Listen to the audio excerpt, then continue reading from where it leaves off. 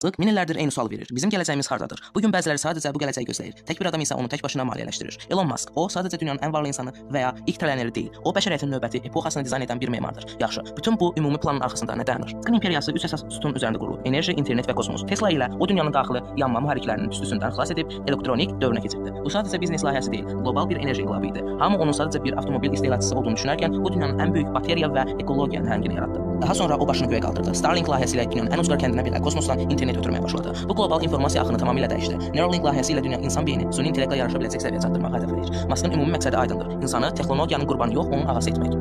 Bəs bütün bunlar bəs edirmi? Xeyr. Onun ən böyük vizyonu yer kürəsinin kənarındadır. SpaceX vasitəsilə Marsda insan koloniyası qurmaq. Çünki Maska görə bəşəriyyətin sağ qalması üçün tək bir planet yetərli deyil. O qazandığı hər bir dolları, trilyonluq sərvətini bu böyük xəyalını gerçəkləşməsinə, yəni insanlıq çox planetli növ etməyə xərcləyir. Elon Musk bir xaskardır, yoxsa dünyanın öz oyun meydançasına çevirən bir kapitalist? Bu sualın cavabı gələcəkdə qislidir, amma bir şey dəqiqdir. Onun addımları hər birimizin həyatına təsir edir. Sizcə onun növbəti hədəfi nə olacaq? Rəyinizi yazın, videonu bəyənin və bu qlobal hekayələri qaçırmamaq üçün kanala abunə olun. Növbəti videoda görüşərik.